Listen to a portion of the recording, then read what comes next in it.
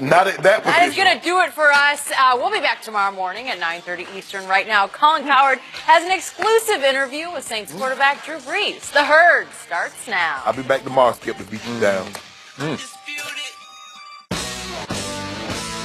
This is The Herd, wherever you may be and however you may be listening, live in Los Angeles, iHeartRadio, Fox Sports Radio, and FS1. The Herd sponsored by Firestone Complete Auto Care. Keep your car running newer, longer, and Joy Taylor is joining me today on a Tuesday. Drew Brees joining us next hour. The football season's getting closer and closer and closer and closer. Good morning, Colin. Good morning, Joy. Very excited for it. Very excited for it. You can pot down that music officially. I'm tired of it. I'm not trying to rage this morning. So life's easier now.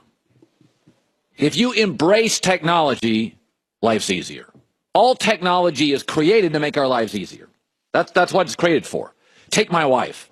My mom, back in the 40s and 50s, would go to a butcher to get the meat. And then go to a baker to get the bread. And then, a decade or two later, they created supermarkets where you could go and get everything at once. And now the supermarkets have a little coffee place in it. You got bakeries. You got the butcher. They make sandwiches. Oh, the supermarket. Now, my wife doesn't even have to go to the supermarket. Occasionally, she'll have groceries delivered to her. Oh, it's the best. It's the best. And by the way, now we can have meals delivered to us. Not like in the 70s and 80s, pizza. Meals. Oh, no, we don't get the ingredients. I mean, they're done. We just heat it up for 10 minutes or microwave it. Life is easier. My wife sometimes cooks at night because she's bored. She wants activity. It's so much easier. Every generation, life's easier, as long as you pay attention. If you're going to be old, stick in the mud, rigid, build up walls, then life's not easier. It sucks. But if you're willing to embrace new stuff, life's much easier today. Planning a trip. I'm going on a trip in 3 weeks. It takes you 10 minutes. I can get the hotel. I can get the car. I can get the restaurants. I can get reservations. Just go to an app. It used to be an all-day schloid to book a vacation. Life is easier. So LeBron James opened up a new school yesterday. He was doing a bunch of talking yesterday. And I think everybody's freaking out about, guy, 16th year, the guy is shot. He was asked about his prime, and here's what he had to say. I don't even look at it like that because I don't feel like this is one of the last years of my prime. I think that's another statistic number, and I've always been a part of, beating the odds in life. So I don't feel like this is even a rebuilding, year for us. We have an opportunity to do something that a lot of people don't think we can do, and we love the notion of it. It's another rebuilding year, and we don't have enough. So, that will motivate the guys that we have. Okay, so LeBron's basically telling you, I'm not that old, folks. We have 4 guys in the NBA. They're Nowitzki, Vince Carter, Manu Ginobili, and Jason Terry. In their 40s, and they're not LeBron James. Because here's what's happened in the NBA for big guys like Kevin Durant and LeBron James. Look at their efficiency numbers. They're going up, up, up, up, up as they get older because the game is easier. It's like cooking at home now. If you're not rigid, if you watch analytics, learn to shoot, the game is easier. Think about this. It used to be for a guy like Kevin Durant or LeBron that you had to score down low on the baseline. And you'd have a big guy trying to block your shots and a 270-pound center leaning on you. And they'd have the forearms in your back.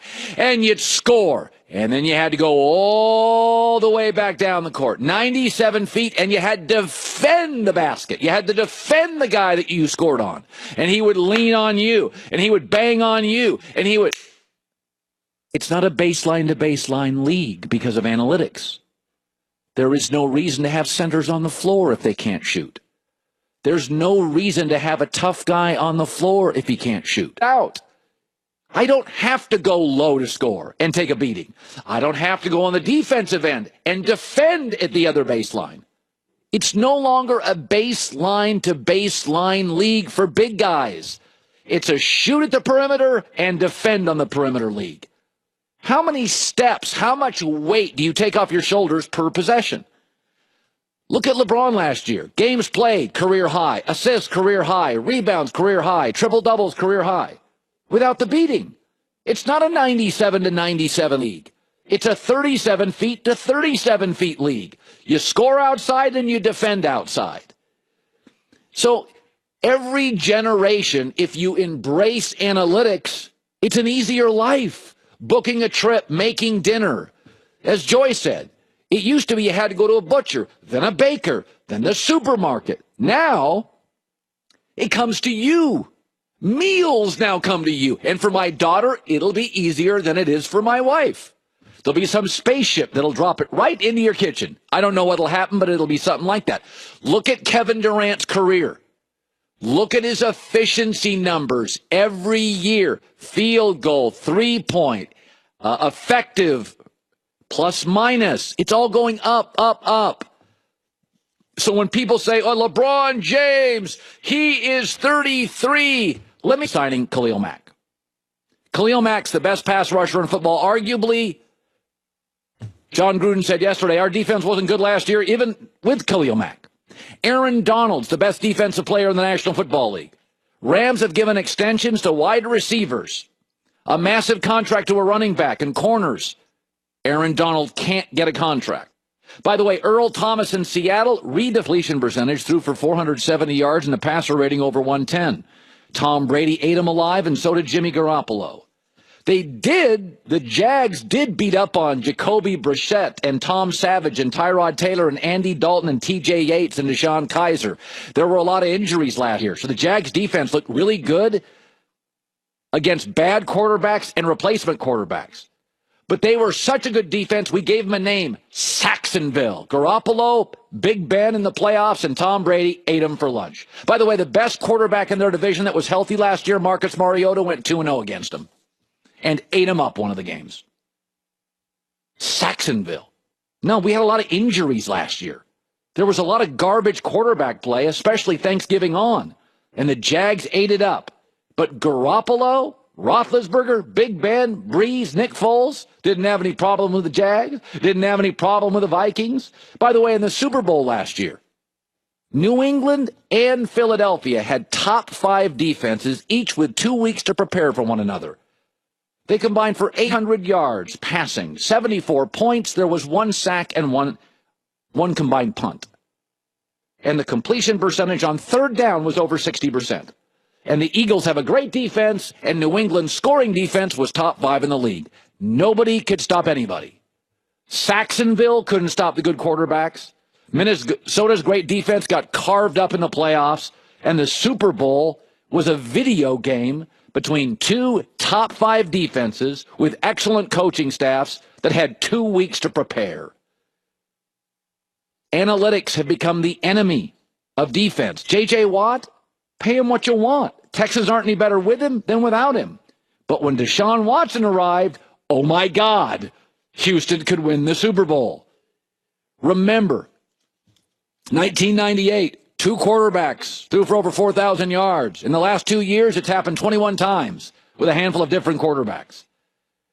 Analytics in basketball have made it easier for the LeBron and the Kevin Durant. The big man ain't playing baseline to baseline. So don't look at him and go, he's 15 years in. Nah, he's about 11 years in. That's what his body is. It's 11 years in. He doesn't have to guard bigs. He doesn't have to lean on bigs, and bigs don't lean on him. It is a 37-foot game, not baseline to baseline, 3-3, scoring and defending. And in the NFL, analytics are the enemy of defensive players. Earl Thomas, no offers. Aaron Donald, what's going on? Khalil Mack, not close. And Stephon Diggs and Brandon Cooks are getting massive contract extensions. You can't stop anybody these days in the NFL. Don't fall for Saxonville. Don't fall for, you can't score on Minnesota. Aaron Rodgers will move the ball both times he faces the Vikings this year. Both times. Last year, Brett Hundley in 7 quarters couldn't. That doesn't make you a great defense. By the way, is this last year? Denver was 3rd in total defense last year. They gave up 51 points to the Eagles and 41 to the Patriots. That was a great defense last year with Von Miller in that pass rush and that secondary.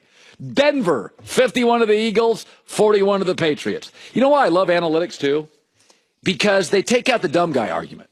You know, the guy at the bar, I'll tell you, this guy's the best. Analytics are like, no, actually, Carmelo Anthony's actually not nearly as good as you think.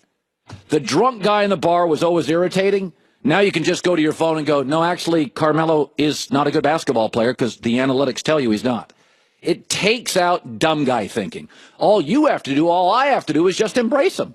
It's right there in front of you. Here's the data. Just put your arms around it and embrace it.